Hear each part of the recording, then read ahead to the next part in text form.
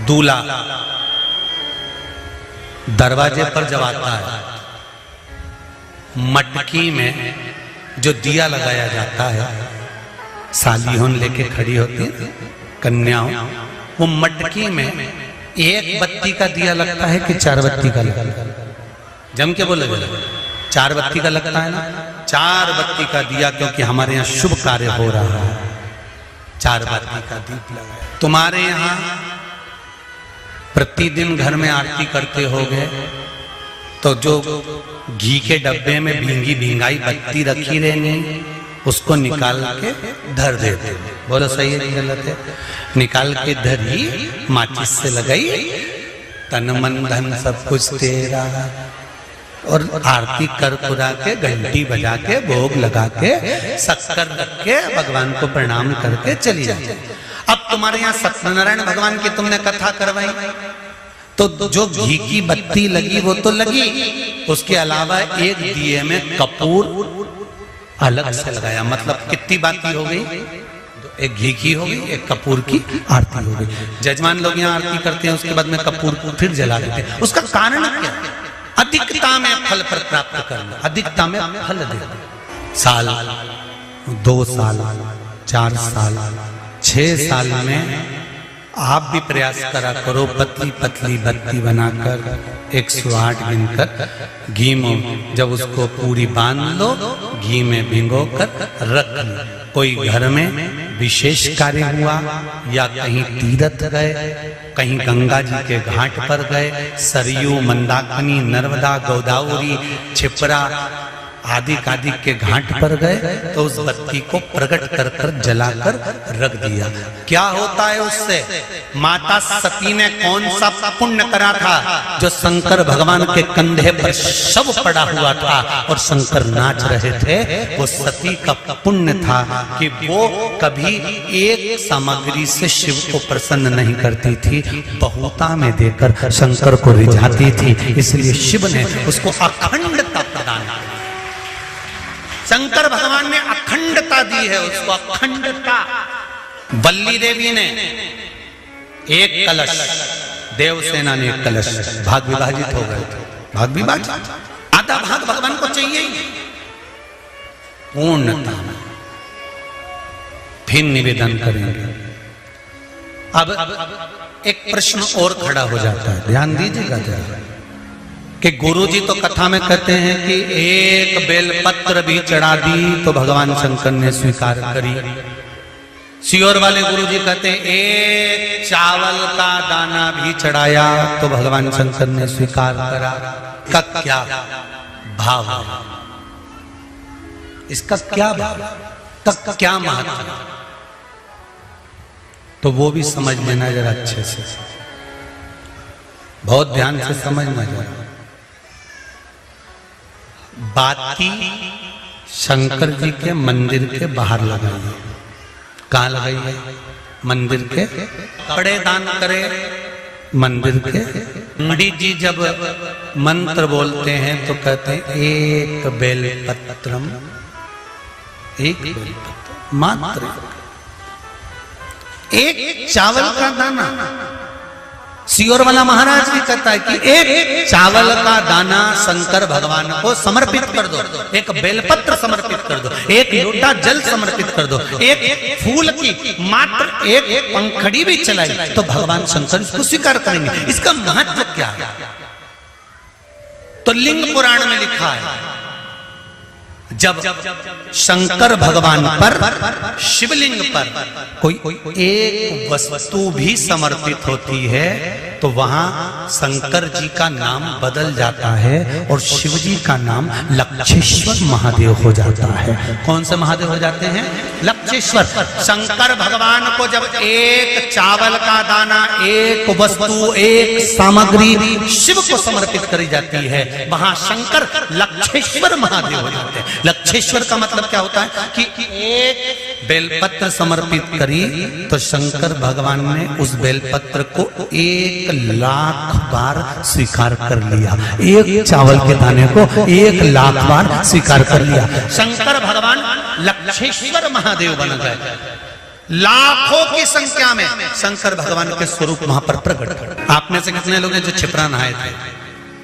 आप में से कितने लोग हैं जो नर्मदा नहाए? आप में से कितने लोग हैं जो गंगा नहाए? आप में से कितने लोग हैं सरयू नहाए? कहीं ना कहीं किसी पवित्र नदी में आप लोगों ने स्नान जरूर करा होगा। बोलो करा कि नहीं करा? जितने लोग कथा सुन रहे हैं उनने भी करा होगा, जितने फेसबुक यूट्यूब पर सुन रहे हैं उनने भी करा होगा। किसी ना किसी पवित्र नदी में आपने, हमने, सबने स्नान करा होगा। अब स्नान तो हम कर लिए,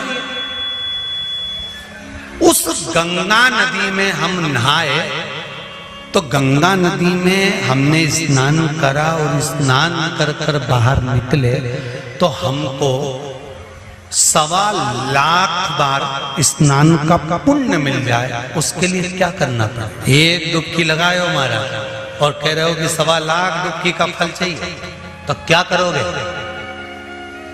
1.25 लाख डुबकी का फल पाने के लिए क्या करना पड़ेगा? केवल एक काम, जिस पवित्र नदी का स्नान कर रहे हो उस पवित्र नदी की बालू का, बालू मतलब रेत का, बालू का शिवलिंग का निर्माण करना, उसका पूजन करना, पूजन कर कर जो बत्ती जोड़कर 108 बत्ती बनाई है, पूजन कर कर एक दिए में वो बत्ती, उस जो बालू का शिवलिंग बनाया है, पार्थिव शिवलिंग का निर्माण करा है, जो तुमने किसी गंगा, सरयू, नर्मदा, क्षिप्रा, मंदाकिनी, नर्मदा आदि पवित्र नदियों के तट पर स्नान करते समय तुमने जो शिवलिंग बनाकर पूजन करा है, उसके सामने वो बाती को जला देना, उसी से आरती उतार लेना, वो बाती वहां लगाकर छोड़ देना और छोड़ने के बाद उस शिवलिंग का फिर विसर्जन कर देना। विसर्जन कर कर उसी जल को अपने ऊपर छींट लेना। 1.25 लाख डुबकी का फल एक ही क्षण में प्राप्त। इसको लक्षेश्वर महादेव कहते हैं, इसको लक्षेश्वर महादेव कहते हैं। महाराज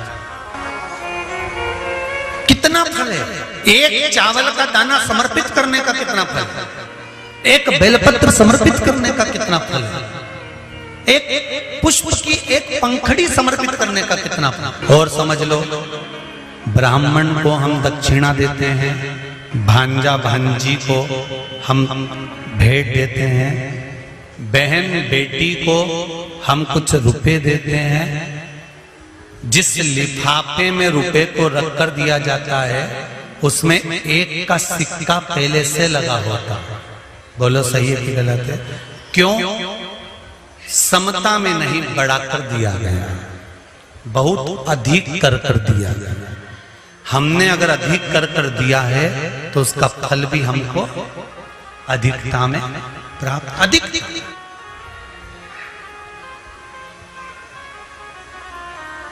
वो तो कहीं कहीं का होता है जो सोच विचार में थोड़ी गड़बड़ी कर सकता है। एक हमारे मित्र हैं, एक जगह जन्मदिन पर गए तो वहां उन्होंने जन्मदिन पर उन्होंने 5 रुपए लिफाफे में रखे।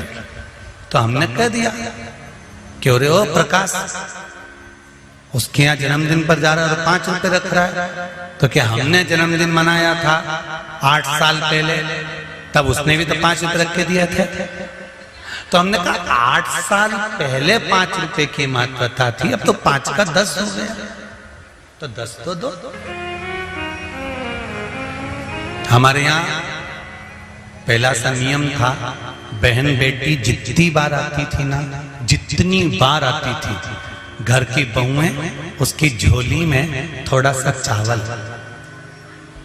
दाल, जो भी घर में होता था वो डालती थी।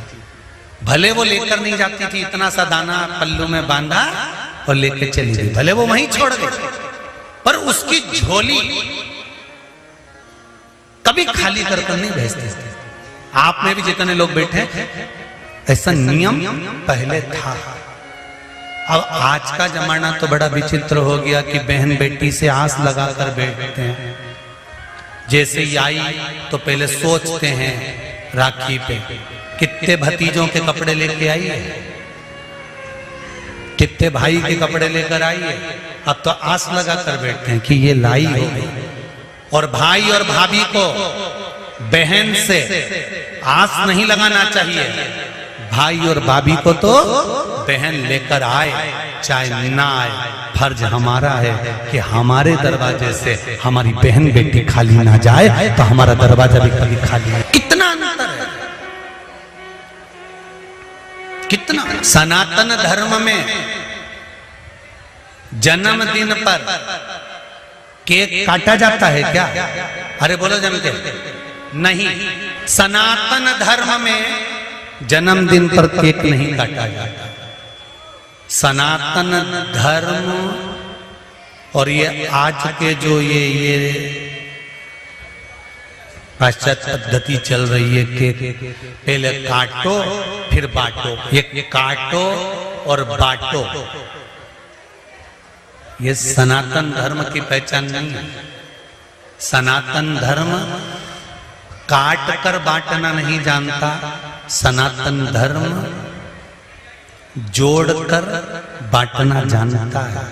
पहले जन्मदिन मनता था तो बूंदी छटती थी, नुकती बूंदी, उसके दाने अलग अलग रहते थे।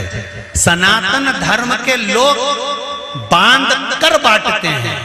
बूंदी छटती थी, आटा सिकता था, बिखरा रहता था, दूध का छींटा देकर उसको लड्डू बनाकर बांध कर फिर दुनिया के लोगों को बांटा जाता था। सनातन धर्म में जन्मदिन बांध कर बांटते हैं और पाश्चात्य पद्धति में जन्मदिन काट कर फिर बांटते हैं।